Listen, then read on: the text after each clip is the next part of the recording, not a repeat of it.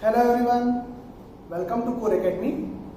आज के इस वीडियो लेक्चर में हम मोल कॉन्सेप्ट से रिलेटेड नए नए कॉन्सेप्ट्स पढ़ेंगे। जैसे कि पहला topic mole concept related to mass of element and compound. दूसरा topic mole concept related to volume of the gaseous substance. फिर next topic percentage composition of elements.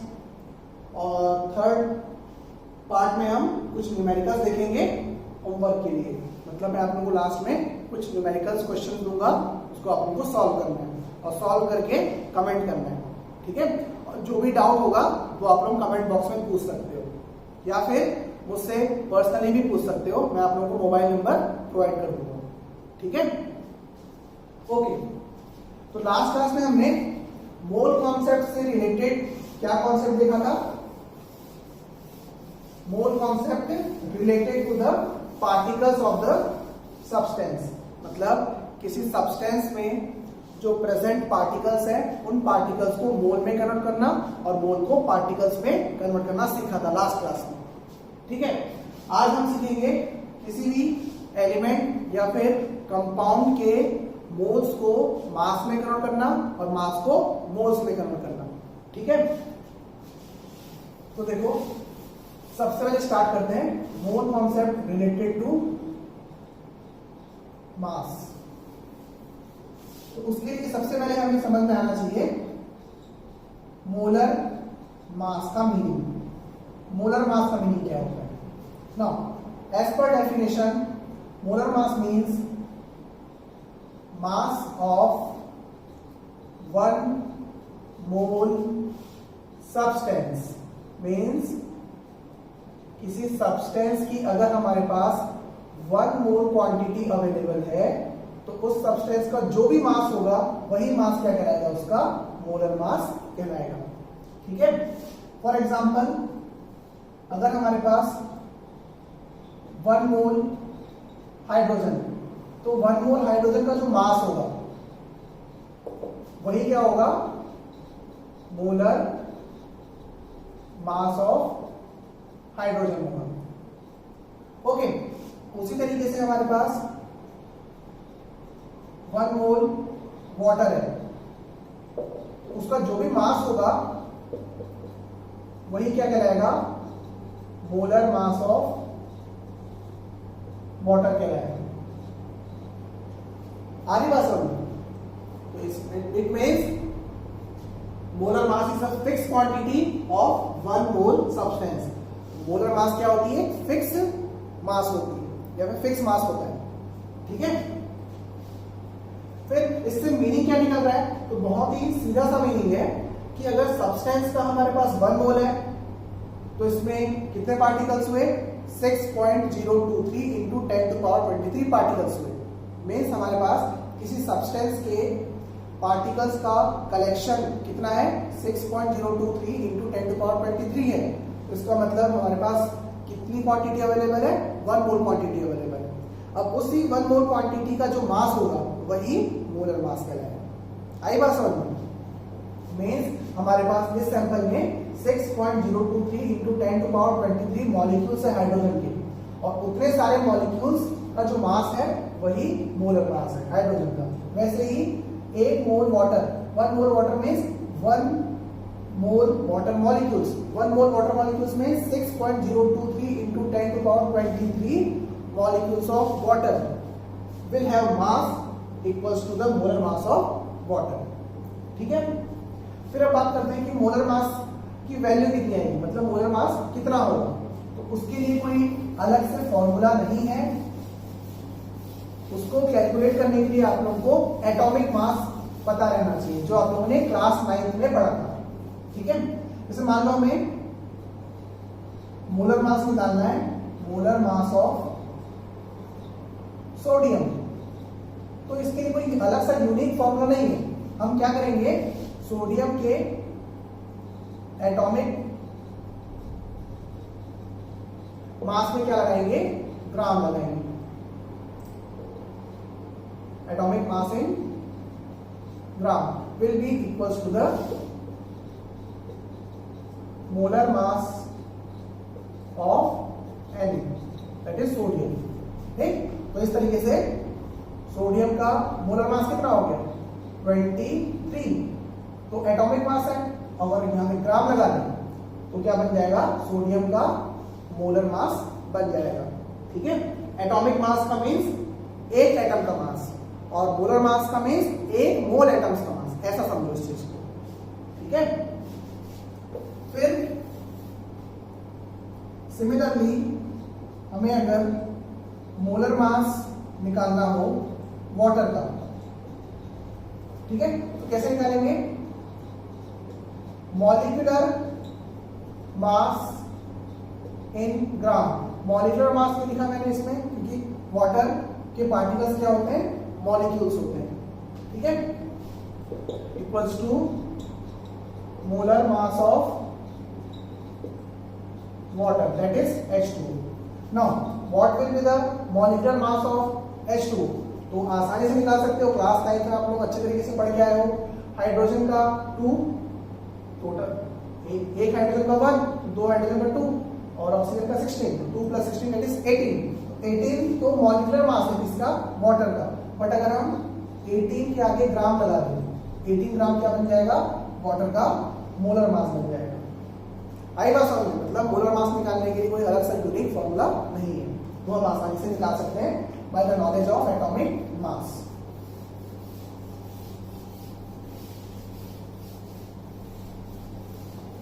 फिर अब देखो मोलर मास में दो टर्म्स हैं, एक है ग्राम एटॉमिक मास और दूसरा टर्म आप लोगों को मिलेगा ग्राम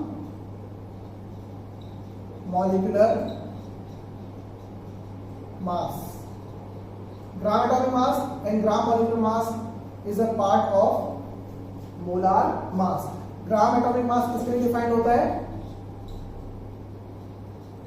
defined for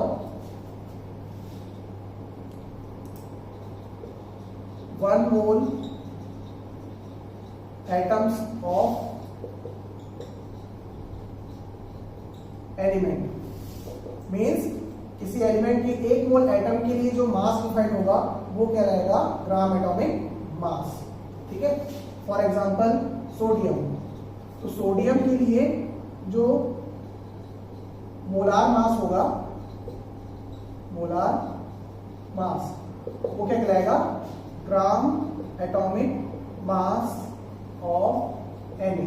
gram atomic mass का सिंबल फॉर्मूला होता है, सॉरी शॉर्ट सिंबल होगा GAM। ठीक है, शॉर्ट फॉर्म है वो ग्राम एटॉमिक मास का। फिर ग्राम मॉलिक्यूलर मास किसके लिए डिफाइंड होता है, defined for 1 mole molecules of element और कंपाउंड। ठीक है, मीन्स किसी भी एलिमेंट के या फिर कंपाउंड के 1 मोल मॉलिक्यूल का जो मास होगा वो उसका ग्राम मॉलिक्यूलर मास कहलाएगा। फॉर एग्जांपल हाइड्रोजन, तो हाइड्रोजन H2 का ग्राम मॉलिक्यूलर मास डिफाइंड होगा और वाटर दैट इज H2O, इसके लिए भी क्या डिफाइंड होगा, ग्राम मॉलिक्यूलर मास GMM। तो दोनों मॉलिक्यूलर फॉर्म है, इस वजह से उनका जो वेल डिफाइंड मोलर मास है उसको क्या बोल रहे हैं हम, ग्राम मॉलिक्यूलर मास बोल रहे हैं। ठीक है, ये 2 टर्म्स हुए, इसमें कंफ्यूज मत होना।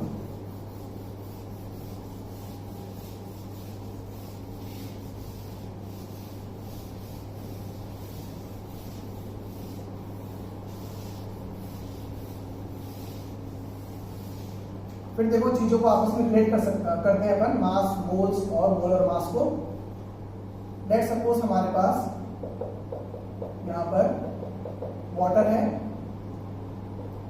और वाटर का जो गिवन मास है वो कितना है, 9 ग्राम। ठीक है, तो अगर हमें इसमें मोल्स निकालना है, मोल्स, तो कैसे निकालेंगे? तो सिंपल सा लॉजिक है, ये हमारे पास वाटर है,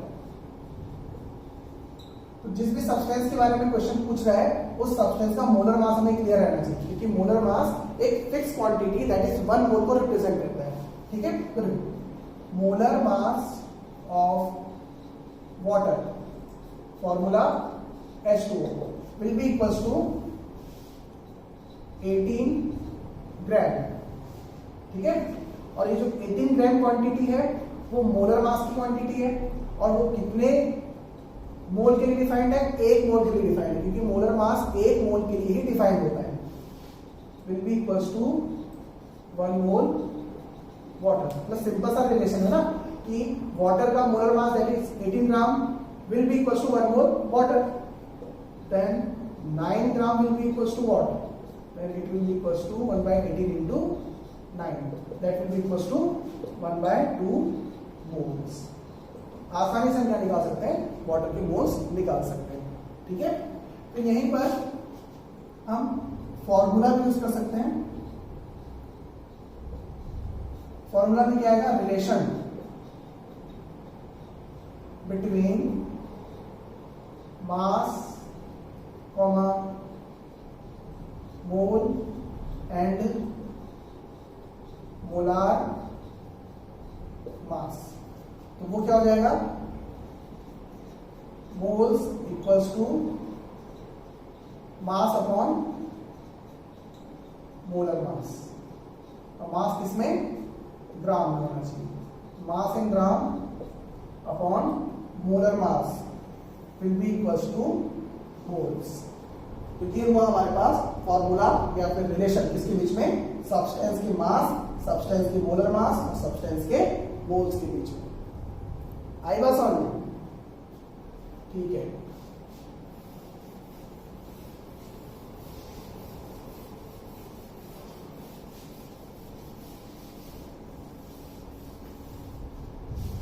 अब इसी की मान लो हमें एक सैंपल दिया हुआ है हाइड्रोजन गैस का, ठीक, और उसमें 3.01 इंटू 10 टू पावर 22 मॉलिक्यूल्स है। ओके, तो इसका भी क्या निकालना है? मास कैलकुलेट करना है। तो कैसे कैलकुलेट करेंगे? तो देखो, सिंपल सा लॉजिक लगाओ कि आप लोगों को गिवन क्या है। गिवन है number of molecules, number of molecules given है, तो नंबर ऑफ कितने गिवन है? वो 3.01 इंटू 10 टू पावर 23। तो इन नंबर ऑफ मॉलिक्यूल्स को आप लोग किस में कन्वर्ट कर लो? कन्वर्ट कर लो मोल्स में। क्यों? क्योंकि मोल से आप लोग फिर क्या निकाल सकते हो? मोल से क्या निकाल सकते हो? मास निकाल सकते हो। ठीक है, क्योंकि मोलर मास तो पता ही है हमें। Molar mass of mm of H2 is equals to 2 gram. ठीक है, ये हमें पता है। हमें निकालना है मास, तो क्या चाहिए? मोल्स चाहिए। और मोल्स कैसे निकाल सकते हैं हम? नंबर ऑफ मॉलिक्यूल से निकाल सकते हैं, जो हमने लास्ट क्लास में पढ़ा था।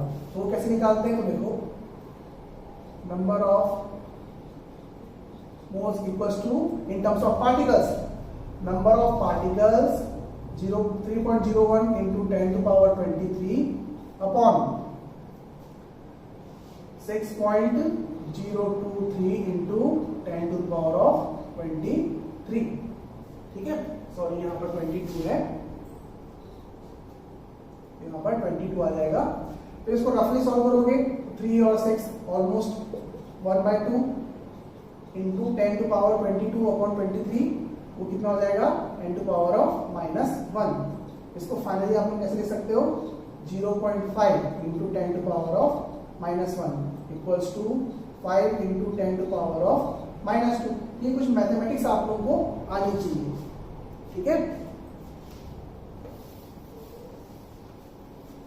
फिर ये क्या निकल गया? मोल्स निकल गया। अब अगर मोल्स निकल गए, moles equals to mass upon molar mass, moles कितने हैं 5 × 10⁻⁻² equals to mass upon molar mass कितना है 2, तो मास कितना हो गया 2 इधर जाएगा 2 × 5 × 10⁻⁻², तो 5 × 2 10, 10 × 10⁻², that is 10⁻⁻1, that is equals to 0.1 ग्राम। ठीक है, तो इस तरीके से आप लोग कैलकुलेशन कर सकते हो। मीन्स हमें अगर मॉलिक्यूल्स दिए हुए हैं, मास निकालना है, तो पहले मॉलिक्यूल से मोल निकाल लेंगे, फिर मोल से मास निकाल लेंगे। ठीक है, वैसे अगर हमें मास दिया हुआ है और पार्टिकल्स निकालने हैं, तो पहले हम मास से मोल्स निकाल लेंगे और फिर मोल्स से पार्टिकल्स निकाल लेंगे। ठीक है, तो यहीं पर हम दोनों चीज को कंक्लूड कर सकते हैं, that is number of moles equals to number of particles upon Avogadro number, that is, and A will be equals to mass in gram upon molar mass।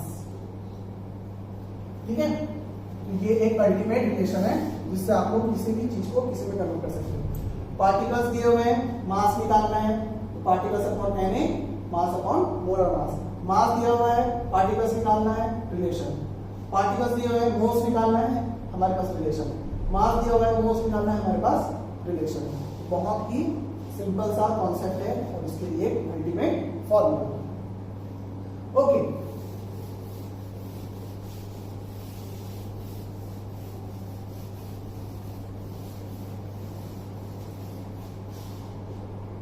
फिर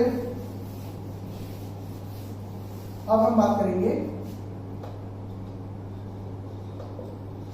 मोल concept related to gaseous substance. ठीक है, तो इसका क्या meaning है? तो देखो क्या होता है कि कोई भी गैस है वो फ्री होती है मूवमेंट के लिए, मोशन के लिए, फ्री टू मूव। ठीक है, एंड ऑक्यूपाई स्पेस। तो जो स्पेस ऑक्यूपाई करती है उसे क्या कहते हैं अपन? वॉल्यूम कहते हैं। ठीक है, फिर उसके बाद मूवमेंट के टाइम पे जब वो hit any wall then exert pressure. Means जब मान लो एक क्लोज वेसल है, उस क्लोज वेसल के अंदर हमने गैस फिलअप कर दी, तो गैस फिलअप करने के बाद वो जो गैस के पार्टिकल्स हैं वो जब कंटेनर की वॉल्स को हिट करेंगे तो एक प्रेशर एक्सर्ट करेंगे। ठीक, जो कहलाएगा गैस का प्रेशर। ओके, तो इस तरीके से गैस से रिलेटेड दो क्वांटिटी हो गई, एक वॉल्यूम और एक प्रेशर। ठीक, तो डिफरेंट कंडीशन में गैस का प्रेशर डिफरेंट होता है। ठीक है, फिर गैस का कुछ ना कुछ टेम्परेचर भी होता है, मतलब गैस कौन से टेम्परेचर, कितने टेम्परेचर पे रखी गई है वो भी वेल डिफाइंड होनी चाहिए। तो ये सब मैं क्यों बता रहा हूं आप लोगों को, क्योंकि ये सारी चीजें इस पर्टिकुलर कॉन्सेप्ट में यूज होगी। ठीक, अब वो किस तरीके से उसको देखो। तो mole concept related to the gaseous substance क्या है कि कोई भी गैस अगर under the condition of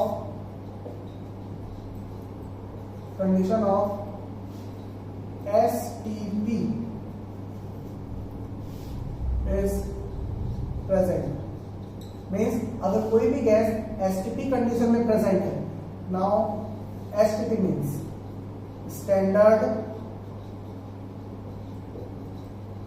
temperature and pressure. Means अगर कोई गैस स्टैंडर्ड टेम्परेचर और प्रेशर की कंडीशन में प्रेजेंट है, मतलब हमने गैस का प्रेशर और टेम्परेचर स्टैंडर्डाइज कर दिया गया है। या फिर फिक्स कर दिया है। तो टेम्परेचर कितना लिया जाता है 0 डिग्री सेल्सियस और प्रेशर कितना लिया जाता है 1 atm। 1 एटमॉस्फेरिक प्रेशर और 0 डिग्री सेल्सियस टेम्परेचर की कंडीशन को एसटीपी कंडीशन कहेंगे। और इस एसटीपी कंडीशन पे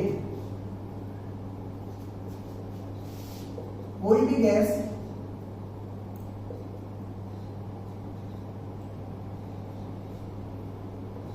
जो वॉल्यूम ऑक्यूपाई करेगी वो कितना होता है 22.4 लीटर। तो यहां से डेवलप होता है gas related mole concept. Means कोई भी गैस अगर एसटीपी कंडीशन में प्रेजेंट है, मींस गैस के टेम्परेचर को 0 डिग्री सेल्सियस मेंटेन रखा हुआ है और प्रेशर कितना है गैस का 1 एटमॉस्फेरिक प्रेशर है, तो उसने जो वॉल्यूम ऑक्यूपाई किया होगा वो कितना होगा 22.4 लीटर होगा। ठीक है, और ये जो 22.4 लीटर है वो 1 मोल क्वांटिटी को रिप्रेजेंट करेगा। ठीक है, या फिर हम इसी को उल्टा भी रिलेट कर सकते हैं कि अगर कोई गैस एसटीपी कंडीशन पे प्रेजेंट है, ठीक है, तो उसकी जो 1 मोल क्वांटिटी होगी वो 1 मोल क्वांटिटी 22.4 लीटर वॉल्यूम ऑक्यूपाई करेगी। दोनों का आपस में एक डायरेक्ट रिलेशन है। ठीक है, तो इस तरीके से हम क्या बना सकते हैं concept 1 mole of any gas, 1 mole of any gas at STP condition will occupy volume equals to 22.4 litre. और इसी वॉल्यूम को कहा जाता है मोलर वॉल्यूम। और ये भी क्या होता है फिक्स होता है, लेकिन कंडीशन भी क्या होनी चाहिए एसटीपी कंडीशन होनी चाहिए। एसटीपी कंडीशन अगर टेम्परेचर और प्रेशर की कंडीशन चेंज करोगे तो ये मोल कॉन्सेप्ट चेंज हो जाएगा। ठीक है, तो इसलिए ध्यान रखना इस पर्टिकुलर चैप्टर में हमें अगर कंडीशन मेंशन नहीं है गैस से रिलेटेड क्वेश्चन में तो हमें एसटीपी कंडीशन मान के चलना है। ठीक है, इसको सिंपल तरीके से लिखते हैं 1 मोल गैस वॉल्यूम कितना 22.4 लीटर। ठीक है, तो इस तरीके से हमें कोई भी वॉल्यूम दिया हो उससे हम मोल निकाल सकते हैं और कोई भी मोल दिया हो उससे वॉल्यूम निकाल सकते हैं। ठीक, और ये एप्लीकेबल सिर्फ किसके लिए है एप्लीकेबल ओनली फॉर गैस, सिर्फ और सिर्फ गैस की एप्लीकेबल है, लिक्विड और सॉलिड के लिए एप्लीकेबल नहीं है। Not valid for liquid and solid. ठीक है, इस बात का ध्यान रखना।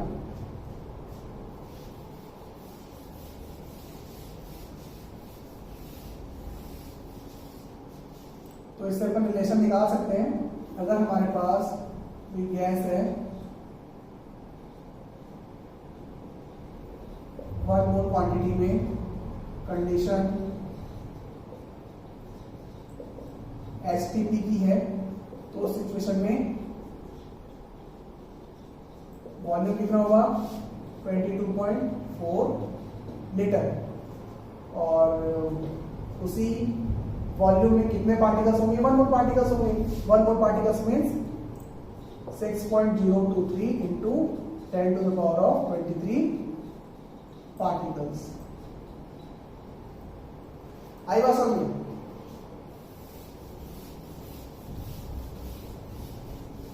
फिर देखो हमें अगर नंबर ऑफ मोल्स को वॉल्यूम ऑफ द गैस से रिलेट करना है तो कैसे रिलेट करेंगे number of moles equals to volume of gas upon 22.4। यहाँ पे गैस का वॉल्यूम किस में होना चाहिए, लीटर में होना चाहिए।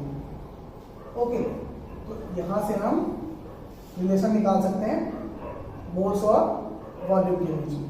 ठीक है, that is it represent relation between moles and volume of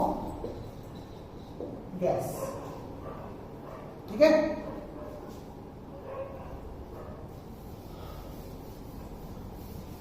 okay.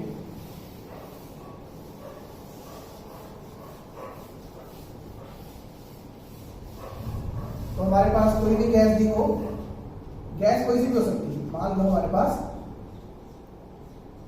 Hydrogen gas है और दूसरी गैस कार्बन डाइऑक्साइड गैस है। ठीक, इसकी क्वांटिटी 1 मोल और इसकी क्वांटिटी भी 1 मोल। ठीक है, एसटीपी कंडीशन, एसटीपी कंडीशन। तो उस सिचुएशन में इसके पार्टिकल्स और इसके पार्टिकल्स, नंबर ऑफ पार्टिकल्स जो कि क्या है, मॉलिक्यूल्स है, वो क्या होंगे, इक्वल होंगे। ठीक है, number of particles are equal क्योंकि मोल्स की क्वांटिटी सेम है। ठीक, और कंडीशन भी सेम, और साथ ही साथ and volume is also same, volume भी दोनों में सेम ऑक्यूपाई किया हुआ है। ठीक है, ओके। ये कॉन्सेप्ट हुआ mole concept related to gas. Now अब मैं आप लोगों को बताऊंगा percentage composition.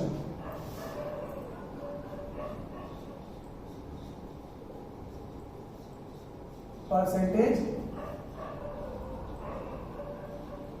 Composition of elements in a compound. ये भी एक सिंपल सा टॉपिक है। इसमें आप लोगों को क्या करना है, एक कंपाउंड है,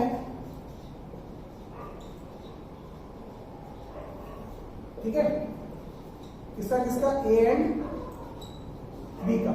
तो ऑब्वियस ही बात है ए का भी कुछ ना कुछ मास होगा और बी का भी कुछ ना कुछ मास होगा। तो mass of A and mass of B, तो इनके मास का ही परसेंटेज निकालना है। वही क्या कहलाएगा, परसेंटेज कंपोजिशन ऑफ एलिमेंट कहलाएगा। तो यहाँ पे जो हम परसेंटेज कंपोजिशन निकालते हैं वो किससे निकालते हैं, मास के टर्म्स में निकालते हैं। ठीक है, तो कैसे निकालेंगे, percentage composition of A will be equal to mass of A upon total mass of compound into 100। तो ये हमारे पास सिंपल सा लॉजिक। ओके, बट अगर हमें अगर कोई कंपाउंड दिया हुआ है, मान लो H2O दिया हुआ है, तो H2O में हमें परसेंटेज कंपोजिशन निकालनी है। Percentage composition of H and O, hydrogen और ऑक्सीजन की परसेंटेज कंपोजिशन निकालनी है। तो कैसे निकालेंगे, तो देखो क्या करना है आप लोगों को, percentage H will be equal to total mass of hydrogen in the given compound. तो इसको एक मॉलिक्यूल मान के चलो, और इस मॉलिक्यूल में हाइड्रोजन का मास कितना होगा, वो कितना होगा, 2 into atomic mass of hydrogen upon molecule का mass, that is molecular mass of H2 into 100। ठीक है, तो इससे हम क्या निकाल सकते हैं, हाइड्रोजन का परसेंटेज निकाल सकते हैं। सिमिलरली हमें अगर ऑक्सीजन का निकालना है, परसेंटेज ऑक्सीजन, फिर भी इक्वल्स टू ऑक्सीजन के एटम्स कितने हैं 1 into atomic mass of oxygen upon molecular mass into 100। तो इससे हम क्या निकाल लेंगे, ऑक्सीजन का परसेंटेज निकाल लेंगे। आई बात समझ में? तो हम क्या कर रहे हैं, जब हमें किसी सब्सटेंस या फिर कंपाउंड का फॉर्मूला दिया हुआ है तो उस फॉर्मूले में हर एक एलिमेंट का परसेंटेज कंपोजिशन निकाल रहे हैं। तो उसको निकालने के लिए हम क्या कर रहे हैं, जिस भी एलिमेंट का परसेंटेज निकालना है उस एलिमेंट के नंबर ऑफ एटम उसके मॉलिक्यूल में, उस एलिमेंट के कितने एटम्स हैं इनटू उस एलिमेंट का एटॉमिक मास अपॉन उस मॉलिक्यूल का मॉलिक्यूलर मास इनटू 100। ठीक है, तो फाइनली हमारे पास परसेंटेज कंपोजिशन का फॉर्मूला क्या बन जाएगा, percentage composition of element, percentage composition of element in a compound. कैसे निकालेंगे,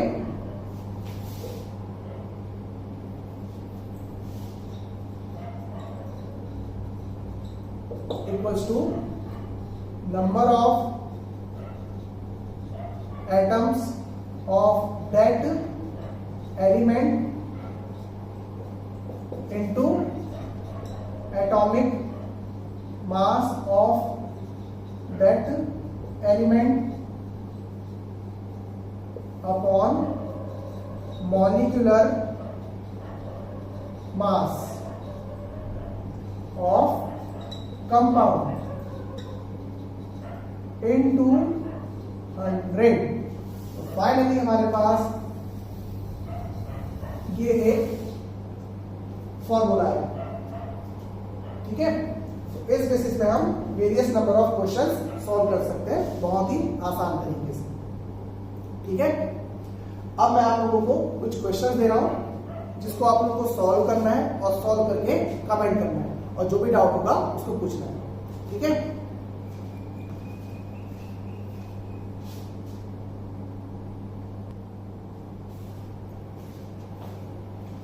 ओके, यहाँ पे कुछ क्वेश्चंस दिए हुए हैं, आप लोग उसको नोट कर लो और क्वेश्चंस को नोट करने के बाद पूरे टॉपिक्स को रिवाइज करके शांत मन से पूरे क्वेश्चंस को सॉल्व करना है और जो कोई भी डाउट आए उसको आप लोगों को कमेंट करना है या फिर डायरेक्टली मुझसे पूछ सकते हो। ठीक है, तो ये आप लोगों के लिए होमवर्क है। अच्छे तरीके से पढ़ो, अच्छे तरीके से खाओ, सही तरीके से रहो, अपने आप को सेफ रखो। ठीक है, बाकी हम नेक्स्ट क्लास में करेंगे।